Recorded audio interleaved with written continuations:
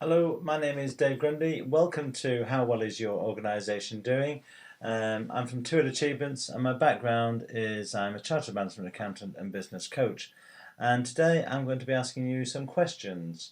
The aim is to get you to stop, reflect, review and ponder. And I'm going to start with a very simple question. How well is your organisation doing? Can you prove that? How do you measure success?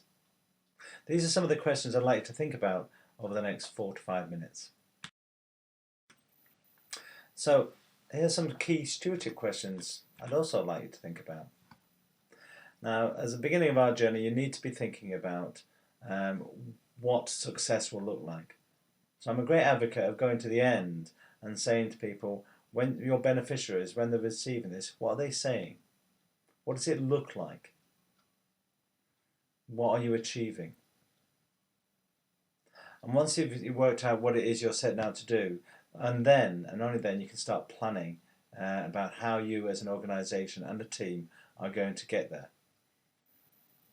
And on the way, you'll be wanting to know, are you on course? So are you on target? And when you've actually reached there, because you've got this clarity of vision, you'll know that you've been successful, and you'll have measures in place to evidence it.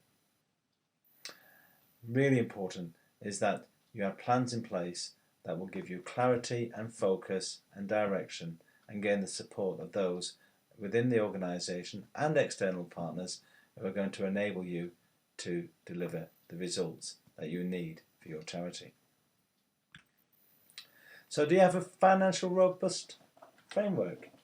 A question I'm often asked of people, and what does one look like? Well, the overall framework is something that people can look up and they can read about, and they can see how things work. We'll have regular meetings. We will have financial reports presented to us.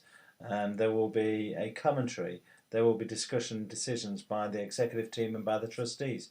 We will comply with the Charity Commission's guidelines, that sort of things. You need to understand the level and types and sources of income. So we now need to start reading those core statements. So ask yourself, do you really understand what the profit and loss is, the income and expenditure sheet? Do you understand that that's the performance of your organisation? Do you understand the balance sheet, which is the worth of your organisation?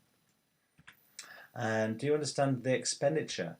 And it's not just about controlling cost, it's about matching resources to deliver results. And that means you need to make sure that the income is there to make that happen. And an important thing is some assets are not just the physical assets, that's the people, the team, and everything else around you as well. And if you're going to be a financially healthy organisation, you need to make sure that these assets are there for today, tomorrow and the next day. In other words, we're looking at the viability and sustainability of your organisation. And a good way to prevent any problems is to start by identifying them, what might go wrong. And once you've identified that as a group, my experience is you already know how you might manage those things. And if you can't find out yourself, again, Charity Commission website, got some great handouts there and information. Or you can speak to people like myself, and they will help you score and manage your risk and prioritise it. And all we can do is aim to reduce risk. We cannot eliminate it. Time tells us so.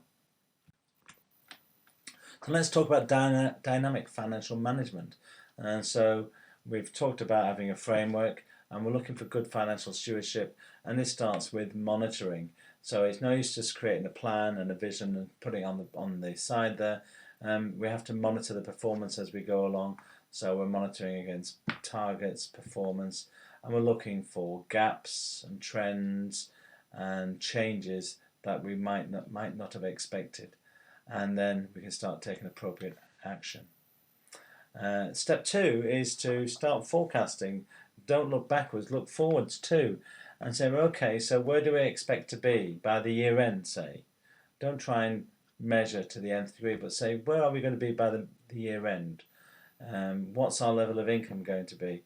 And that will change, that forecast will change because of the monitoring and the information and the intelligence that you're bringing into the organisation. And because you've documented it, you've got evidence of good financial stewardship.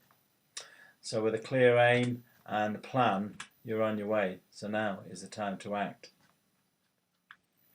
So finally, this brings me to the enabling environment. So how to get the best out of your board members, your trustees, these are the people that are accountable to the Charity Commission, but they're probably supported by a management team or the executive team, and we need to have clarity about what their roles are in the financial stewardship and their boundaries, what they can do, what they can't do, and where they are empowered. And does the organisation have the effective structures in place to enable the board members and the executive to play their roles effectively? And finally, when the team are working together, the trustees and the executives, how do we handle disputes, conflict, challenges, and what are we going to do to move this organisation forward? My name is Dave Grundy, and that's been a really quick canter over your organisation and financial stewardship. But hopefully this has given you something to think about.